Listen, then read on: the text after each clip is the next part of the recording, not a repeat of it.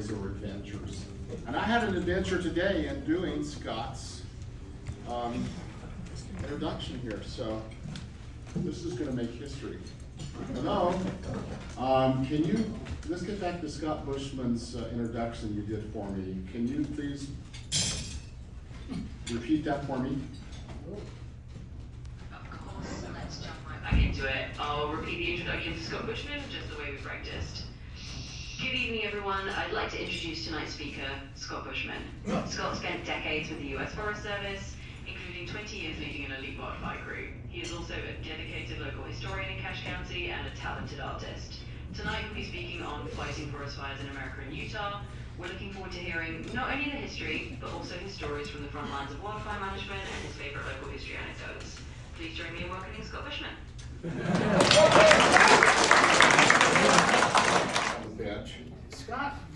Scott was the kind of the kingpin of this group that we had of wonderful people. And I'm going to quote something from The Hobbit, okay?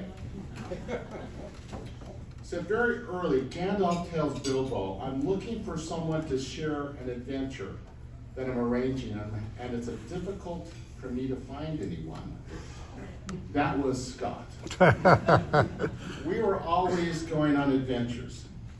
And as I've thought about this introduction the last month, wow, have the memories come back, some crystal, some foggy. Probably one of our foggy ones is when we went horseback riding, where I-215 is now. And we went to your friend's house. We were probably about 16 or 15. And they decided that we'd have some sort of thing. And it turned out to be my first exposure to meditation. I could not keep from laughing through this very serious thing. Now that's a foggy memory, Scott. But let's go to another memory, because there's so many of these that are, we never did anything malicious, Scott, I don't think. Probably the closest we came to that, you know those water towers above Foothill?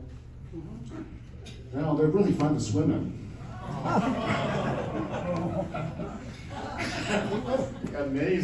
Amazing place to swim. We were just hoping they weren't going to flush them on us, weren't we? But then, when we were in high school together, while people were attending the German club or the chess club, or think of any other, club like that, we decided, with the help of a teacher who was in the Forest Service, to create the hiking club, the Highland High Hiking Club. And we actually did things, didn't we, Scott? We would hike the mountains around the perimeter of Salt Lake, including Ranger. I had members of going up Olympus. And during the course of this club, it came an opportunity for us to apply to be in the Youth Conservation Corp. It was a new program. And this is the 1971. And some of us applied for pilot. 3 of us got in, but Scott didn't. Scott said he washed dishes that summer, while some of us were up there in the mountains. But that did not stop Scott, because the next year he applied and he got in and became a leader as well, didn't you, Scott? That's right. And it was the beginning of Scott's career in the Forest Service. Scott continued to do adventures after that, and what we're hearing today is going to be the culmination of many of his adventures. I would stay in touch with Scott and the people who knew Scott, and even if he wasn't around, I'd say, what's Scott doing? And they'd say, oh, he's off to Central America. He's having an adventure.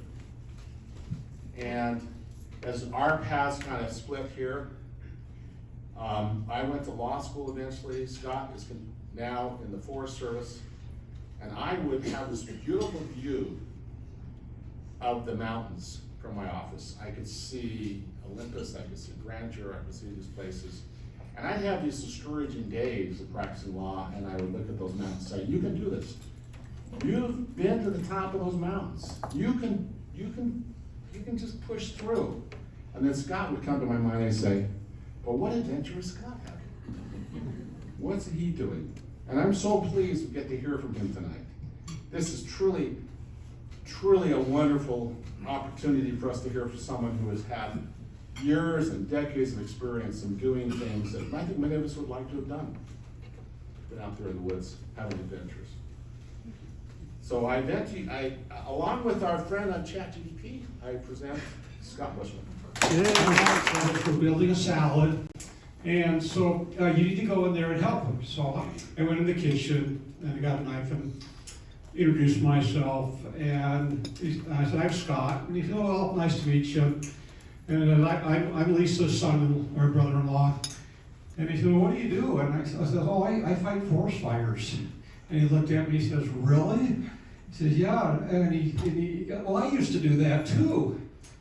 And, he said, "Well, that's great."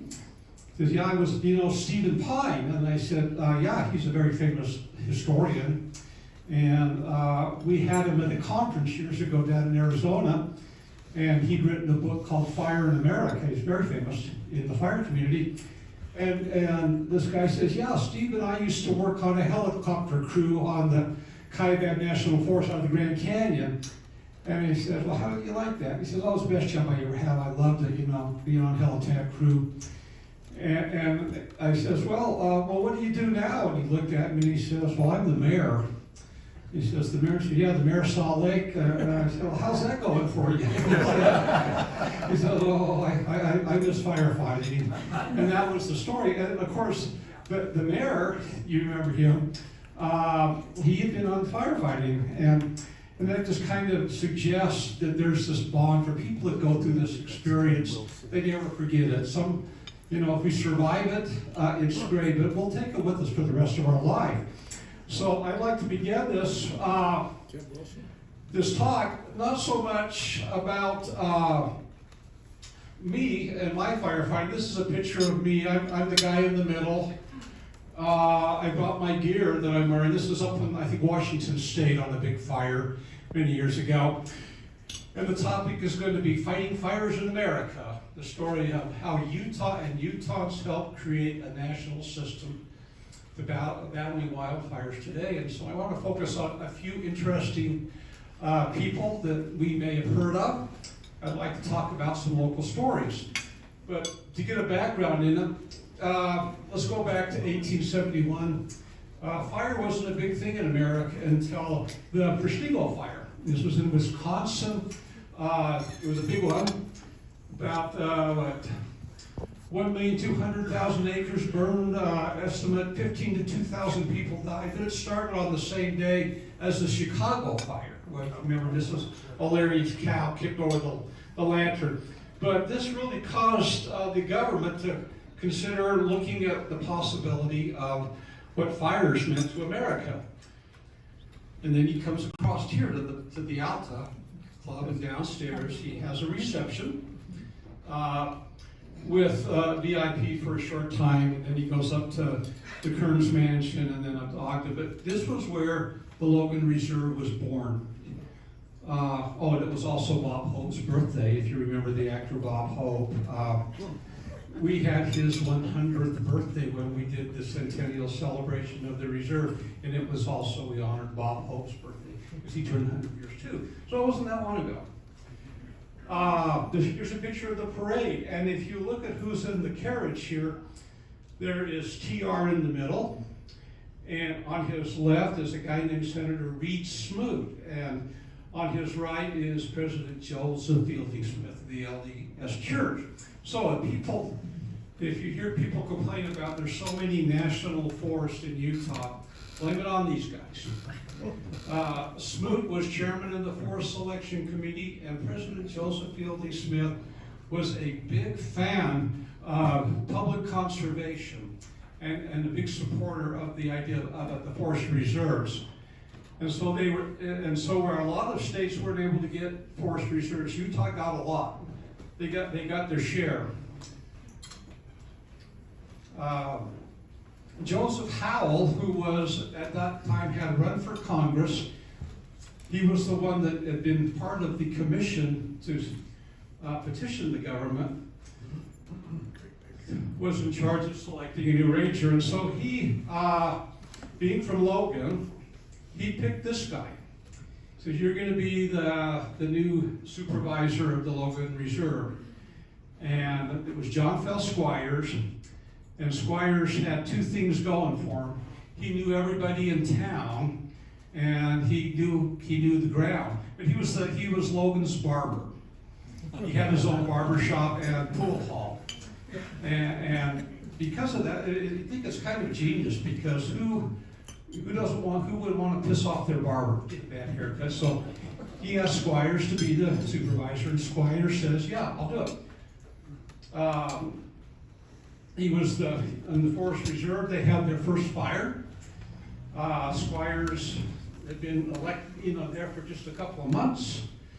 And in his writings, he says, "I was provided nothing more than a wet blanket to put out the fires on the reserve." In the Forest Service manual they gave him, it said, "You have $200 to purchase tools and hire firefighters," and that was their budget. And as they would have it, he got a lightning strike up there on the mountain, and he got his fire crew together. They were the local boys. I think it was probably the priest quorum from the Logan 5th Ward, and they marched up the mountainside, and by the time they got there, it started raining and put out the fire. So there wasn't much of a fire, but he spent months trying to figure out how to pay for the tools and the wages, because he didn't quite understand government procurement. But Squires was an interesting guy. He started out as a barber, and he became quite a fixture in the National Forest Service. He really did.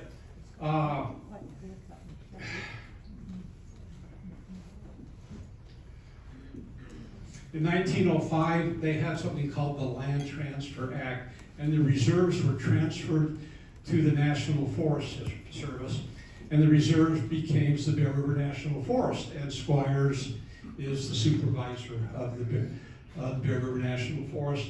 And in 1907, it becomes the Cache National Forest, and the Cache goes from Ogden, Utah, all the way up to Pocatello, Idaho, so it's a pretty big forest. But because when Pinchot took over management of the agency, he was a forester, and he insisted that Forest Service employees be brought under the Civil Service Act, and that meant they had to go to college and get degrees, and then he got them together. And these are his foresters, his forest rangers that came together in 1905 to write what they call the Use Book. Had a crew of 40 men, and they got trapped in the fire and without escape routes. And he found a mine, and he pushed them down into an old mine shaft and told them to stay down there. He pulled out his gun and said, if anybody comes out, he'll shoot them. And they found him about, later on that day, he had passed out at the mine entrance, but all of his people were saved. You can kind of get an idea of the destruction of that. Edward Pulaski became a folk hero. And if you've ever heard of the term Pulaski, he is famous for inventing a fire tool. This is called the Pulaski, and he did this by cutting a 2-bit axe and turning the blade around for a hoe. So this is a standard firefighting tool that you see on all the fires today. It's called a Pulaski. So there's a little bit of fire lore there. Scott, what town's that? What's that? What city's that? Wilson, Idaho?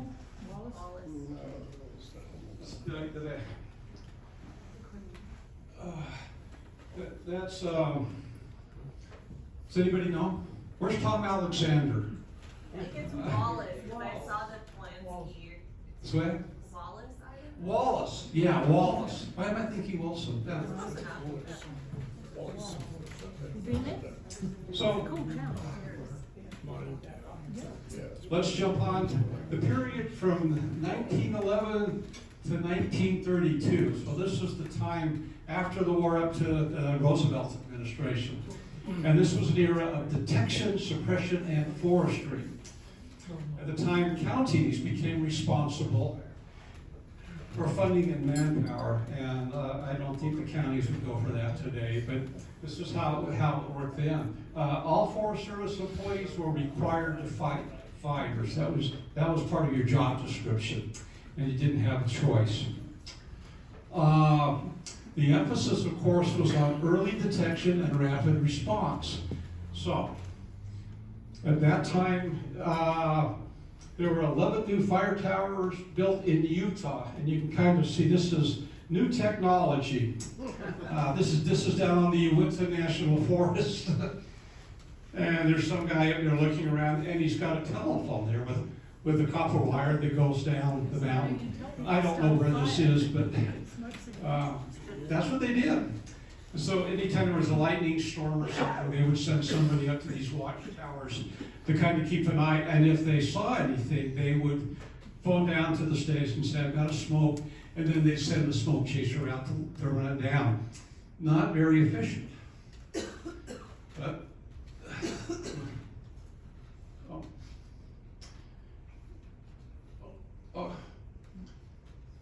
yeah, okay. So smoke chasers and pack bags, and this was their firefighting technique at the time. Send somebody up, and then if they could find something, they would send these huge pack trains in, and they would go into the forest,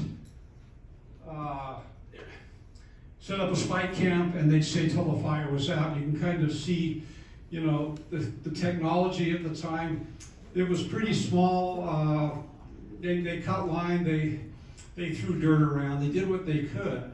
Some of these, you know, these pack trains, they'd be like 50 horses or mules they'd use, especially in the big timber in Idaho, Montana.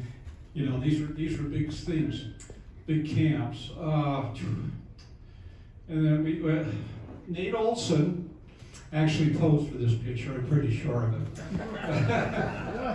As I said, I told you I had a picture of him. But during World War, when the Forest Service tried to create the idea that fighting forests was a patriotic duty, and they were trying to create a national awareness to people to kind of not fight fires. And we go back to the United States. 1932 to 42 was the New Deal, and it was forest reclamation. And this was the era of the CCC. So it was the age of manpower, funding, and roads. Utah received a lot of funding for CCC camps. The idea was early detection, get out there fast. They created something called the 10 a.m. policy. So it said if you go on fire, if you get a new start, you have till the next day at 10 a.m. to put the fire out. And if you can't get it out, then you have to call for reinforcements. But it was a pretty strict policy, and that ran all the way through up to the 1970s. It was also where we established a lot of the fire towers, and this culture of fire towers were all over the western United States. The one down here is Ute Mountain, and then the one on top, I believe, is Longtown in Idaho. But these were where people would go, so they'd spend the summer up there. There were fire guards with radios, and it was an amazing culture. They don't use them anymore, but that goes back to the idea of early detection. Another idea was with new roads, because the CCC were in there building roads, they began to use emphasis on motor vehicles. And this is the Tony Grove fire cycle. This is up at Tony Grove in Logan Canyon. At the same time, Logan they built a CCC camp up there, and this is a picture of the old CC camp. There were several in Utah. The first one, I think, was down in Spanish Fork. There was one up in Soapstone, but these were all over the place. But these CCC camps became a tremendous source of manpower. Also, they built an interagency fire center in Salt Lake, and they started to use radio technology, which is a big thing, you know. They put a radio tower up on Fairmont Peak, and they had one up on Ogden Peak, and they began to talk to each other, and they actually had telephones. So this is a whole new age. Here's an example, Walker Bank Building. That was a fire tower. They had a guard up there. And when they had lightning storms, he would be up there. And this is from the Salt Lake Tribune on July 14, 1941. He founded the Department of Forestry at Utah State University, and he later becomes the 7th chief of the U.S. Forest Service. And he's a pretty amazing guy. He was in charge of the Forest Service during World War II, And in World War II, there was a huge manpower shortage. That was the big problem. And they were trying to create a sense of public awareness and early intervention. They didn't really have the people. So they went through a publicity and public outreach program. Here's one kind of with a stereotypic poster with the Japanese and the Germans, that somehow if you were careless with forest fires, you were helping the enemy in World War II. And you know, it required full support of all Americans. The biggest scare during World War II in terms of Forest Service was this idea of fire balloons. And fire balloons were balloons launched actually from Japan. Now, propaganda said they were launched from Japanese submarines off the west coast, but that's not true. They were being launched from Japan, and they were getting up to, you know, into the jet stream, and the idea was they would drift over to the United States and come down and create forest fires and tie up our resources. It was true, and it actually worked. 8 Japanese fire balloons reached Utah, and 2 of them made it to Box Elder County. And the one that hit the ground, Box Elder County Sheriff Warren H. Hyde tried to capture it, and the wind came up, and he went for a half-a-mile ride before they could get him down again.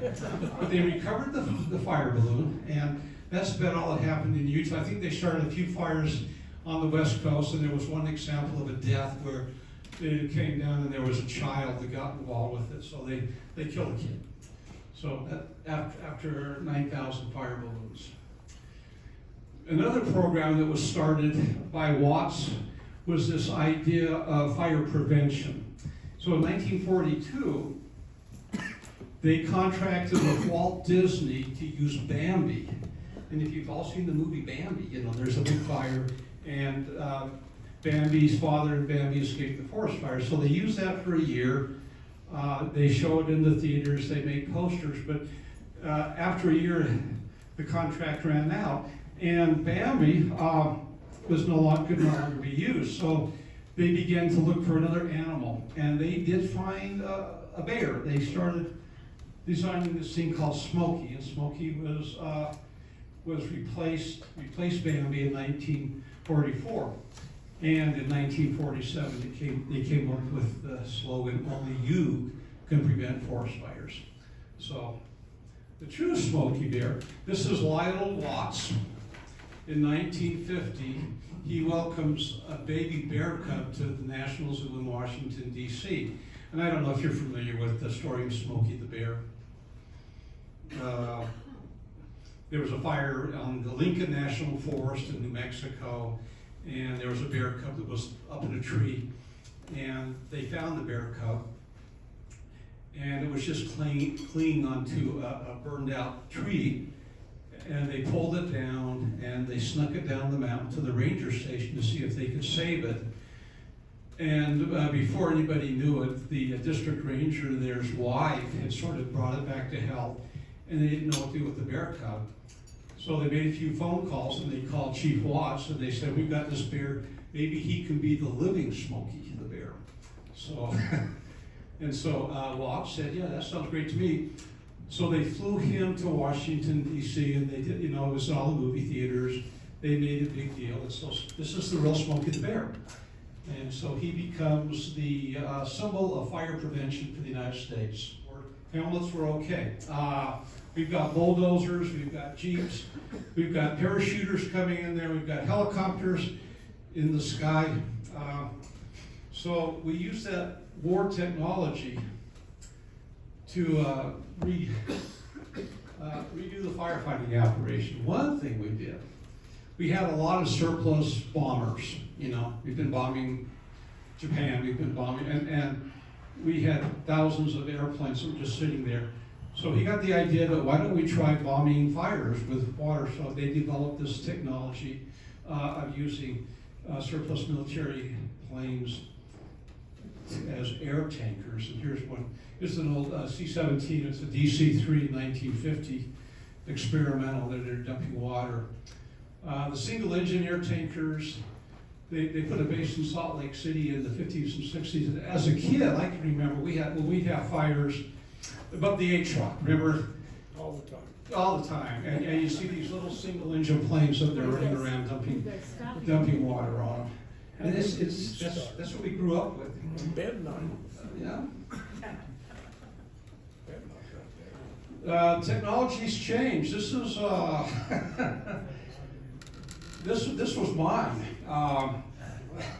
Had a fire up in Blacksmith Fork years ago. I guess it was in 2014, and we had a ridge, and I was the ops chief on this team. And just a funny fire story. We were holding this on the ridge between Blacksmith Fork Canyon and Latham Hollow. It was really a good thing. We had crews up there. Everything was going fine. Wind was coming up, and there was a new start. It was in Park City.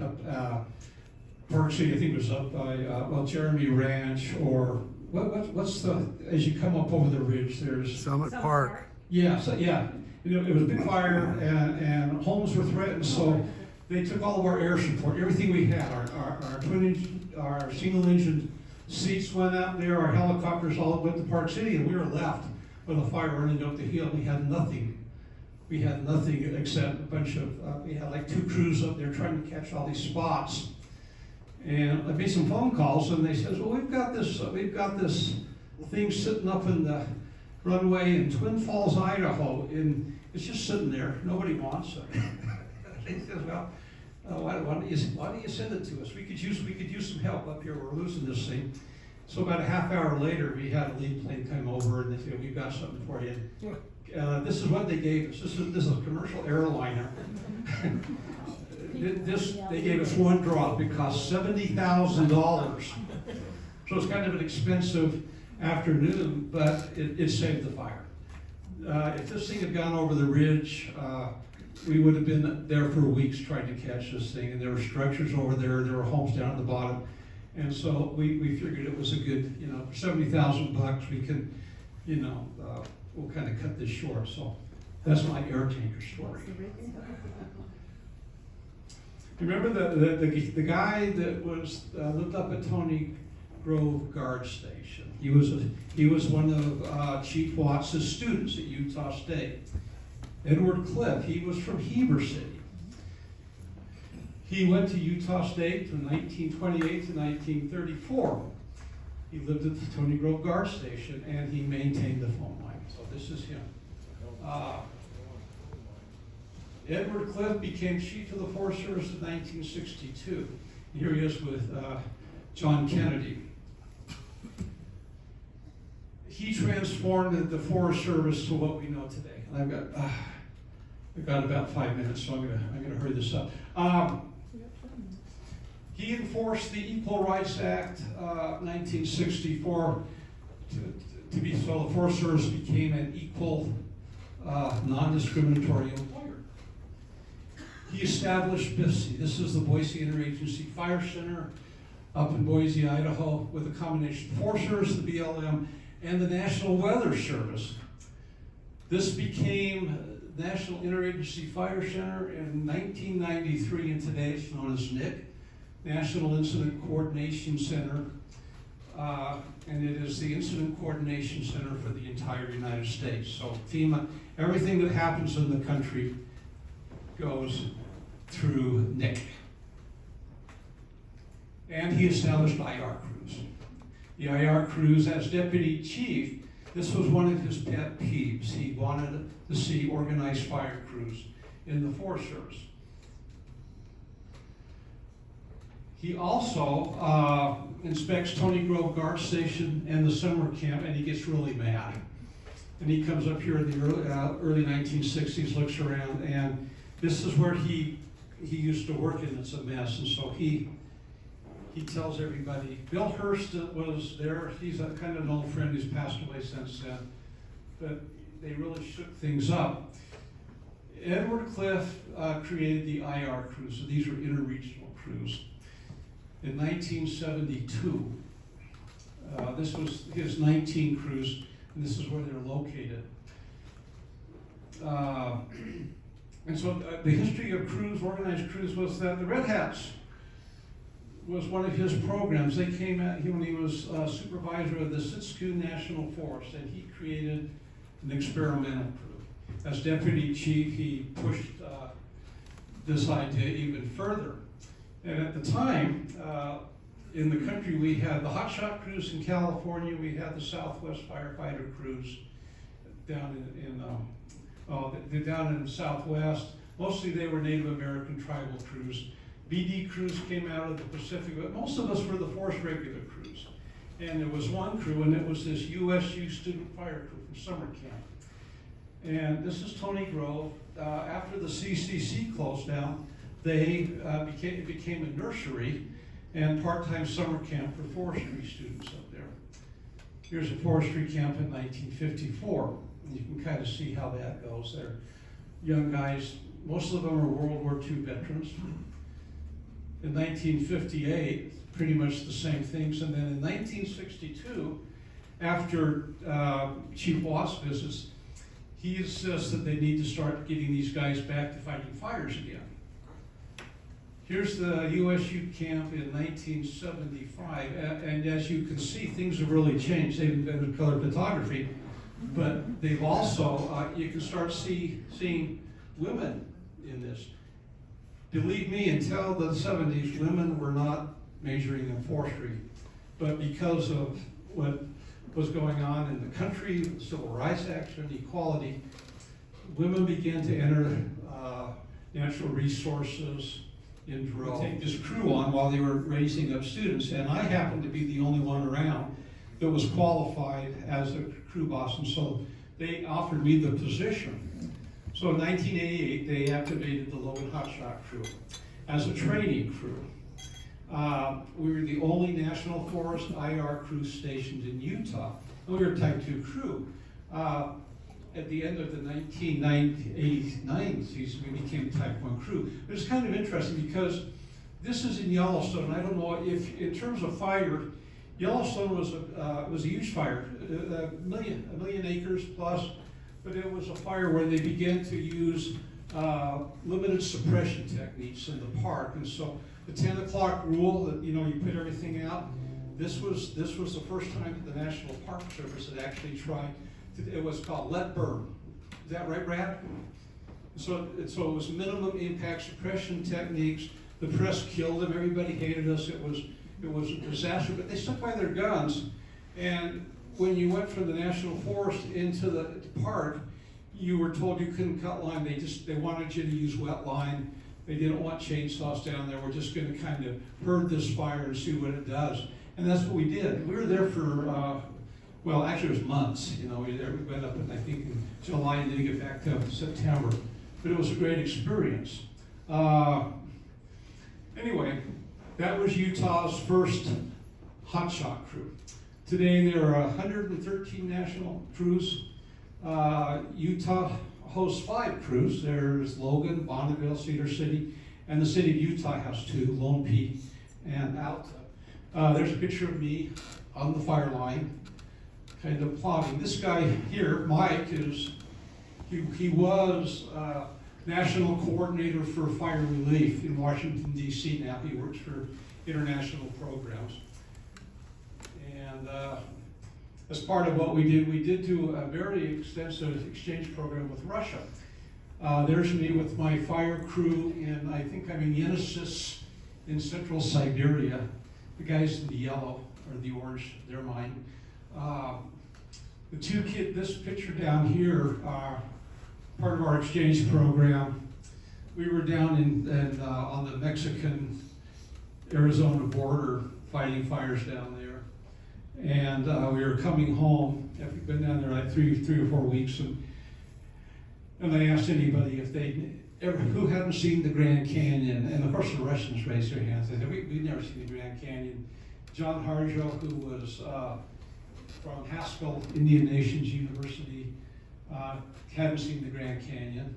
And the woman there, Ramona, she hadn't seen the Grand Canyon. John Harjo is now, he was one of our Native American recruits. Ramona became a smoke jumper. She jumps fires, as she did. And the two Russians are still alive and well, and we were good friends on Facebook until the Ukraine war broke out. Now they can't talk to us anymore. But they were great workers, and some of our people actually had gone over to Vladivostok, which is where Vadim works. He tracks and photographs Siberian tigers in the winter, and we've had some of the hotshots go over there and visit him, and they go look at the winter tigers. So in the way of just wrapping up, and yeah, we got a few minutes. This is our 1990 crew, and I want to talk a little bit about legacies. I got this picture random, and I'm looking at this, and I want to point out some people. This is when I started the crew. I talked about how people that do this job sort of stick together. This guy, Lynn Bigelow, is the great-grandson of Rose Daniels. Remember Rose Daniels from our field trip a few years ago? She was the Navajo girl that was kidnapped by the Utes. And his grandma was the daughter, and he came to our talk and listened.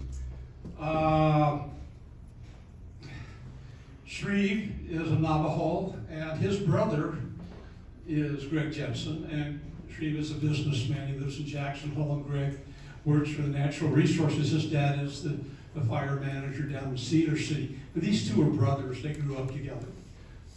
Darcy Vicente here is a GIS specialist working in the supervisor's office in Missoula, Montana, in the Lolo National Forest. This woman here, Loretta, stopped by last summer. She just retired as the fire management officer of the Mount Baker-Siskiyou National Forest in Washington State. She and her partner have just bought a sailboat, and they are, we're talking about, they're reconstructing a Catalina, I think it's a 25 now, but she's retired. And Charla Lauer, 10 years later, she was an air tanker pilot in the Northwest, dropping slurry. She retired and became a bush pilot in Alaska, and I ran into her down in Springville a few years ago, and she's doing fine. She's came down to see her parents, but this is an example of where these kids go. These are all students from Utah State, pretty much, and I just wanted to kind of share that legacy with you. And then we're going to end this right now. We're going to say, head to your safety zones, which is code for the end. And at a young age of 5, I was told by the bear that only I could prevent forest fires. Why I was chosen, I'll never know. And after that, this is what we call an AAR, an after-action review. Do you have questions? What? Show it here. Oh.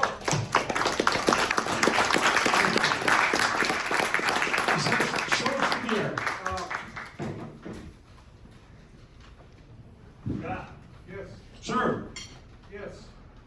That helmet up there looks pretty rugged. How many forest fires have you gone through and survived?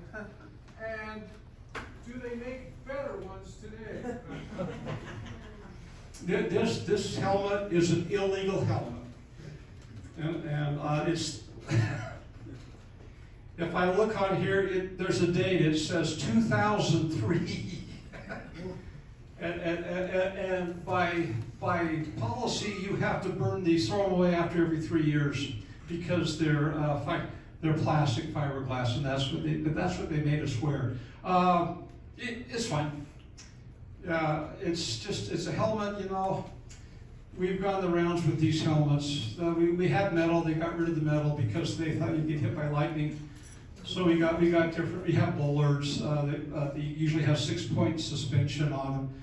We've tested them. If a tree that weighs a ton falls on your head, whether you have this helmet or another helmet, it's not going to make any difference. But this helmet, it's got a shroud on it. This was the one I wore, you know, when I was retiring. This is line gear. Let's see, John. Yeah. John and I were in 7th grade gym together.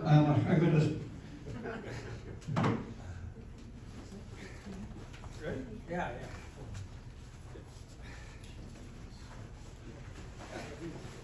Yeah, I could go 7 or 8 miles up a mountain with this. Well, you would have to. That's standard gear. This is what you wear. Actually, it's 50, 60 pounds? no, it's 30 pounds, maybe 35. But this is what you work in. It's a little light. I used to have 3 meals in there. 2 meals were your lunch plus an MRE. We had 5 quarts of oil, water. Oil, water. Headlights, extra gear. But when we would go up there, we would have to be ready to spend 24 hours. So we would have to have food and water for 24 hours, be self-sufficient. Still smells like a campfire. Well, it smells like forest fire. And so this is what I would wear. There's things in there, batteries. There's GPS units. We carry radios. Just things to keep you going. I've got a tarp in there for a hooch. You don't want to go through that that was a standard weight. And because a lot of what we did, we had to fly. We would have to go through a pre-flight weigh-in, and so we had a manifest. And on each manifest, I weighed 190 pounds, but my flight weight was, I think, 225, 230. Because of the extra gear. And so when you were calculating how many guys you could get on a helicopter each, you'd have to give them that list, and then they would divide it. Fire boots. These are what I wore forever. And in the Hotshot crew, you always start the season with 2. You started with 2 pair of boots. The first pair are last year's boots. Then you have a new pair because you'll always blow. Middle of the season, a pair of boots will blow out, so you've got to have a new pair to break in. So these, though, I've kept these are very old. They lasted forever because when I got off the shot crew, I kind of got to be more of a overhead person. I didn't have to hike as much. Any other questions, Yeah. Stuart? So what physical fitness test did you have to take each year to stay on this? Well, the national standard is you have to be able to cover 3 miles in 45 minutes carrying a pack that's 45 pounds. So, and you would do that on a track, and that's a minimum. And then for a hot shot, you had to do, I think it was 40 sit-ups in a minute. You had to do pull-ups, and I think it was based on weight, a minimum of 3. The littler you were, the more you had to do. So, but you had to be able to pull your own weight up there. So anybody can do 3 pull-ups, right? No. So in the philosophy of firefighting, as it began in the forest, how much of it is to protect the commodity of the tree?